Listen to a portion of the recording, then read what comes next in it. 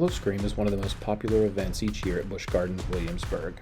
In this video, we're going to preview the 2022 event, including the territories, houses, bars, party zones, as well as answer some frequently asked questions so that if this may be your first time ever visiting the park for Howl O Scream, you'll be fully prepared and know what to expect when you arrive. Let's get started. First up, let's cover some frequently asked questions. The basics. What is Howl O Scream? Howl O Scream is an annual Halloween event put on by Busch Gardens, Williamsburg. The event is targeted for adults and includes late night party zones, bars, territories, and haunted houses. The event is included with your park admission. It is not a separate ticket. Next question, is the event suitable for children? According to the park, Howl O Scream is an adult-themed event. The park does offer the Count Spooktacular in Sesame Place, which ends daily at 5 p.m., which gives parents an hour to get their children out of the park before the Howl O Scream festivities begin at 6. That leads us to this question. Are kids allowed at Howl O Scream? Yes, children can attend Howl O Scream. As a parent myself, my kids have attended the event and they are certainly under the age of 18. What parents need to be aware of is there are visuals that are intense, scary, and frightening even without going inside of the houses. You know what your child can take and what they can't, so use your best judgment. This one's easy. If you purchase a daytime ticket, is Howl O Scream included? Yes, Howl O Scream is not a separate ticketed event. If you purchase a ticket to come into the park during the day, you will be able to stay and enjoy Howl O Scream at night. Many have asked if they are allowed to wear costumes to Howl O Scream. Got a little bit of bad news for you. No, costumes are not allowed. This is for the safety of the performers and actors that the park has in place to make sure no one is mistakenly thought to be a park employee and it's just some random person in costume. So save the costumes for other events. If you're new to the event, you may be asking yourself, what is a territory? A territory is a highly themed haunted village within the park itself. It's not a maze or a haunted house, so you don't have to wait in line. You'll simply journey through it as you experience the park. Be forewarned, there are surprises around every corner in these territories, so just be prepared to potentially be startled or frightened a little bit. But these are a lot of fun. You'll enjoy them. Now, with regard to the haunted houses, there are a few items that you cannot take through the houses themselves. Those would be larger bags, stuffed animals, umbrellas, selfie sticks, things like that. My personal experience, I've been able to go through with a drawstring bag on my back and I've never been asked to remove that. There have been a couple of instances, however, where I've been asked to place my drink cup off to the side and pick it up once I have completed the maze. That part has been hit or miss, so I guess it really depends on the house, the employee, or whatever. But just be prepared that they may ask you to leave those just so you don't get startled and swing the cup at a scare actor. Well, that's it for the frequently asked questions, but we also wanted to make you aware of a few policies that are in place during Howl O Scream that you don't see during the regular park operations. The first policy that's different from regular operations is after 4 p.m., no bags are allowed into the park. This does exclude small fanny packs or wristlets as long as the dimensions do not exceed 8 inches by 5 inches. Medical accommodations can be worked out, but you may want to contact the park beforehand. Also, diaper bags. You can bring diapers in a diaper bag as long as it is clear plastic, vinyl, or PVC, and the measurements are no larger than 12 by 6 by 12. That's inches, not feet, but you knew that already. Now, if you're walking around Howl O Scream and you see somebody with a bag and you wonder how they got it in, well, the answer is they arrived before 4 o'clock. So if you want to bring a bag in with you, just arrive before 4 and you'll be able to carry a bag just like normal. The next new policy is that after 8 p.m., there is no re-entry into the park. Typically during the regular season, you can exit the park and re-enter as long as you either get your hand stamped or if you're a member or pass holder, you can just scan your pass again. However, during Howl O Scream, due to crowds and for security issues, there will be no re-entry after 8 p.m., so please be aware of that. And finally, the new policy that you won't see during the regular season for obvious reasons, the No Boo necklace. For those that want to experience the ambiance and the environment of Howl O Scream without being scared to death from people jumping at them or being startled or for whatever reason, the park offers a No Boo necklace that you can purchase. You can either purchase it online or you can get it once you arrive at the park. Be aware of a couple of things. First of all, you cannot use the power of the necklace to avoid being frightened if you choose to go through a haunted house. The necklaces will not prevent you from being startled or scared in the haunted house. It is also not a 100% guarantee that you will not be startled by something. The actors do their absolute best to make sure they don't scare someone wearing a necklace. However, if they're coming up from behind and they may not see the necklace in time, it is quite possible that they may inadvertently startle you. Please do your best to be understanding, as the actors are genuinely not trying to ruin your night. They simply just didn't see it.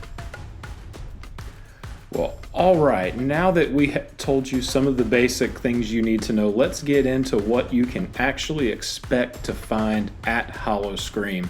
And we're going to start with the 4 shows that are in this year's lineup. All 4 are returning from last year, but still, let's give you an idea of what to expect. First up is the very popular Jack is Back. This show takes place in the Killarney Village and of course features the famous Howl O Scream mascot, Jack of the Lantern.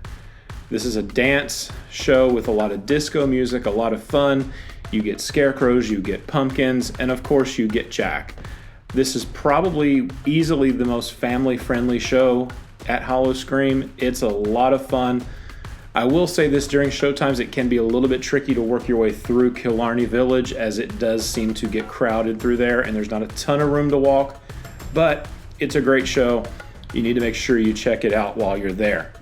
All right, moving along from Ireland, we will head over to Germany and Das Festhaus. In that location, you will see Phantoms of the Festhaus. This show, performed in the center of the Festhaus stage, where you can watch the show while you enjoy a meal at Festhaus, is a spoof on a singing competition. The characters are parodies of popular artists of today. The music is top-notch, high energy, and a whole lot of fun. Again, this is one that the family will enjoy, as it's not scary or spooky. It's just a whole lot of fun and a lot of really good music. So if you're going to grab a meal at the Festhaus, try to time it around a show so you can see Phantoms of the Festhaus. Now let's move down into Italy. At the San Marco stage, you will see the Skeletones. This is a vocal and brass ensemble, again performing popular music, and it's sure to be an enjoyable treat to take a break, catch a show, have a seat, and just enjoy some really good music from the Skeletones. The 4th show, and I saved this one for last, Monster Stomp on Ripper Row. First of all, this show will not open until September 29th. So if you're going early in the event, unfortunately you will miss out on Monster Stomp, so maybe try to get back to see this show. It is certainly worth seeing. It takes place in the Globe Theatre in England. It's a very percussion, dance-driven, 25-minute musical presentation. Tells the story of Jack the Ripper, so parents kind of take your cue as to whether or not you want to bring your kids. It's not over the top, but there is some stuff that could be disturbing for younger eyes. Very enjoyable show. It's my personal favorite show during Howl O Scream. You don't want to miss Monster Stomp on Ripper Row. Make sure you check it out. All right, well, that's the show lineup for this year's Howl O Scream, but before we get to the scary stuff, let's take a look at some more of the fun, festive things that you can do at this year's Howl O Scream. First up, we have 2 brand new party zones to this event. The first one is the DJ Marie Antoinette Party Zone. This will take place in the France area of the park. The park simply describes this as a queen's duty is never done, even after death. Revel in the streets of France as the bourgeois soiree like it's 1793. Plenty of chances to get your groove on and have some fun at this dance party. But perhaps you would rather have your dance party over in Italy. In Italy, we will have the DJ Masquerade Party Zone in Festa Italia. Masquerade with your fellow ghouls and goblins like it's the last night of your life, because it very well may be. So those are 2 brand new party zones, guaranteed to interject some fun into the event. But beyond that, we have a total of 6 booze bars throughout the park. Let's start with the returning ones. We have the Back Alley Bar in England. We have Jack's Nightcap in Ireland. We have the Frost Bar in Oktoberfest. And also in Oktoberfest, we have Barcastle Spirits. Now, the 2 brand new bars for this year's event, we have Stone Cold Spirits in the Italy Gardens. And in New France, we have Pete's Provisions. So if you're looking to have a drink to take the edge off, these are the places to stop and enjoy. Also, as you're making your way through the park, you may be fortunate to come across the park's Zombeats troupe. This group of post-apocalyptic ambassadors drummed to their own Howl O Scream beat. Again, this is a very percussion-driven type of performance out in the park. If you happen to catch them, stop by, enjoy a few minutes of it. Very cool performance. Also, there are some sinister photo opportunities. You can stop and have a picture taken with our cunning game show host, or perhaps you would rather take a photo with the mischievous Jack of the Lantern, or maybe both. Either way, be sure to look for those photo opportunities as you roam the park. One other thing to be aware of as you are roaming the park, this is not a specific scare zone territory, but we have a roaming hack pack. This is a group of folks wielding chainsaws that are guaranteed to chase and terrify you as you make your way through the park. Be on the lookout. You may hear them coming, or you may not. All right, well, we've talked about all the different ways that you can have fun at Howl O Scream this year. Now let's talk about how you can get scared. We will start with the park's territories. There are 5 territories this year. 2 are returning, 3 are brand new. And I'm excited about all of them, but let's start with the returning ones. First off is the ever popular Ripper Row. This is in England as soon as you enter the park. It's important to realize this because if you are there during the day and you have kids and you don't want to stay for Howl O Scream, there is a scare zone in the very entrance to the park. So if you don't get out by 6, you may encounter some things that your kids may not be ready to see. Anyway, Ripper Row in England. Be on the lookout for Jack the Ripper and all those involved. It could be interesting, but this scare zone is a whole lot of fun. It's one of my personal favorites. It's not the scariest, which is probably why they put it at the entrance of the park. Not to mention it fits with the England theme, but it's a personal favorite. Enjoy it, hang out for a little bit, watch some people get spooked. It's a whole lot of fun. Also returning this year in New France is the meat market. The citizens of the meat market are always looking to add to their menu. Are you on the course? Be careful, they may come after you. This is probably, in past years, the bloodiest or goriest scare zone, just giving that warning for parents. They are good about during the day keeping some of the props that are more disturbing covered up so you don't have to see them if you don't want to. But again, once 6 o'clock rolls around, be on the lookout. Meat Market is a great returning scare zone. Now we have 3 new scare zones coming. First one in France, Dead Ahead. The bloodied bodies of the beheaded are lurking through the streets of France seeking revenge for their bludgeoned fate. Beware of your surroundings. One wrong move and it could be your head on the chopping block. This looks to be a really interesting scare zone. I'm excited to see what they're going to do with the scares. I'm assuming that we will see a few of the typical headless ladies that are often roaming the park. So it's going to be interesting to see how they pull this one off. I'm looking forward to seeing it. Now in the Italy Gardens, this will be replacing Garden of Souls. which I have mixed feelings about. I thought Garden of Souls was a really pretty scare zone, but it wasn't very scary. This year we are getting Gorgon Gardens. Don't look too closely. Staring straight into the soulless eyes of these serpent sisters leads to venomous consequences and a stone-cold eternity. There's no escaping these sinister sirens once you've been added to their succulent Garden of Souls. Obviously, this is going to be some sort of play on Medusa, where you look into the eyes and you turn to stone. I love scare zones in this particular area of the park because it's not a very wide walkway. It's compact, easy way to set up plenty of good scares. Looking forward to seeing how they do this with Gorgon Gardens. The last scare zone or territory, and this is the one I'm most looking forward to. We get Scary Tail Road. This will happen in Rhinefield. If you remember from years past, not last year, but from years past, this would have been where Vampire Point would have been.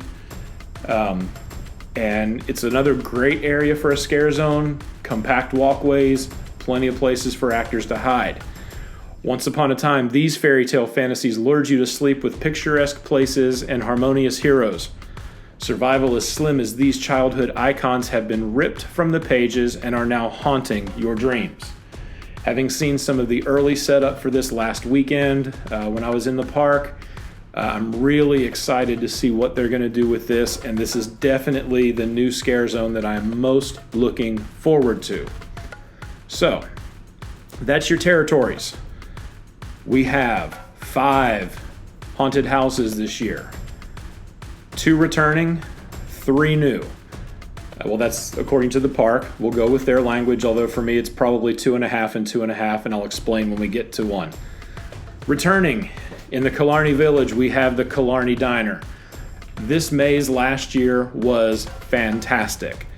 It was fun, it had some good scares in it, really well themed, really well done, and I'm so glad they decided to bring this one back, as this was the highlight last year in the Killarney Village. So make sure you check out Killarney Diner. Also returning, Witch of the Woods. This maze is in the woods, down by the old Drakenfire site. It's a great place for an outdoor maze. As with most outdoor mazes, I would always recommend it's better to do them at night. Although if you want to kind of just a chance to see more of the props, maybe take an early walk through it before it gets dark, but you always want to go back when it's dark because you'll get a better experience. Witch of the Woods was fantastic last year. Again, last year I thought most of the houses were strong. Witch of the Woods was really good. Now that it's got a year under its belt, I'm looking forward to seeing what they do to ramp it up, maybe make it even a little bit scarier, give us a few more new twists and turns, but I'm looking forward to it nonetheless. New for this year, kind of. Nevermore Chapter 2. This is why I say 2.5 returning houses and 2.5 new houses. Last year, you remember we had Nevermore, which was housed in the old Dark Castle building. Well, they've had to relocate this maze because of the upcoming Dark Coaster, which should open next year in the park, and we were fortunate enough to get a look at that during the announcement earlier this week. So the Nevermore house has been relocated to the old Draken Fire Station, which, if you've never been to the park or you're not quite sure where that is, if you go to the Fest House, there's a pathway to the left-hand side of the Fest House. You'll see a big black arched gateway. You go through that, and that will take you in the direction that you'll want to go. This maze will be in Draken Fire Station, which is where Vault 20 and Vault Overtaken were, and before Vault was there, I believe Bitten was in there. Great place for a maze. I'm really excited about what they're going to do with Nevermore in this location. In the Dark Castle building, as you know, that building is huge, it's cavernous, and sometimes the size of the building makes it hard to really pull off great scares. They won't have that problem in the Draken Fire Station. Much tighter quarters, should be really good. And if you like the works of Edgar Allan Poe, you're going to love what they do with Nevermore, and I'm excited to see what Chapter 2 brings. Now, 2 brand new mazes. We have Death Water Bayou. This has been a popular maze at Busch Gardens, Tampa, and they are bringing it to Williamsburg.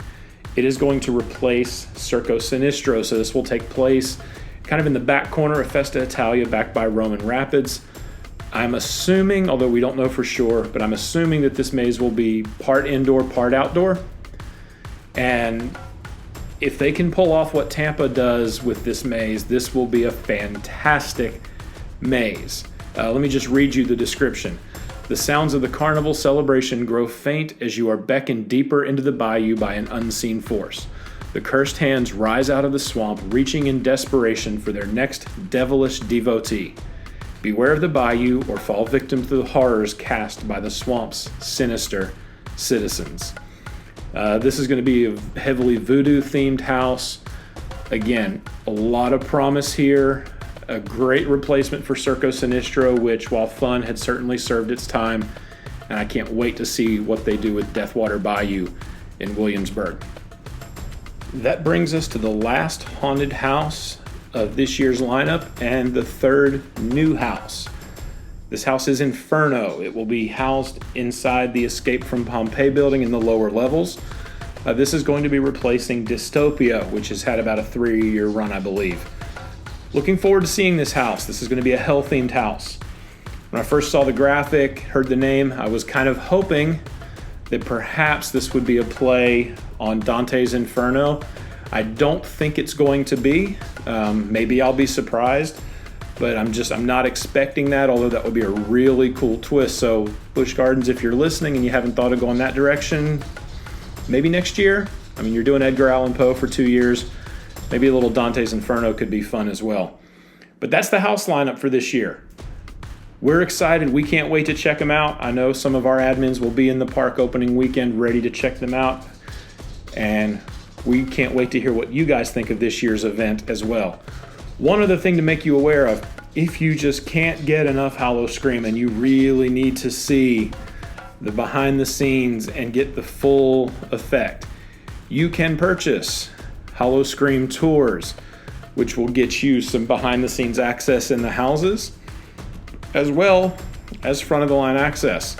You can check the park's website for prices on those. I've heard really good things about them. I've never taken one myself, but they are available if you are interested. Be sure to check it out. Well, that's all we've got. That's our preview video for this year's Howl O Scream. Hope you've enjoyed the information, found it informative, help you figure out what you want to do when you get to the park, and we look forward to seeing you there. Enjoy spooky season. I know we will.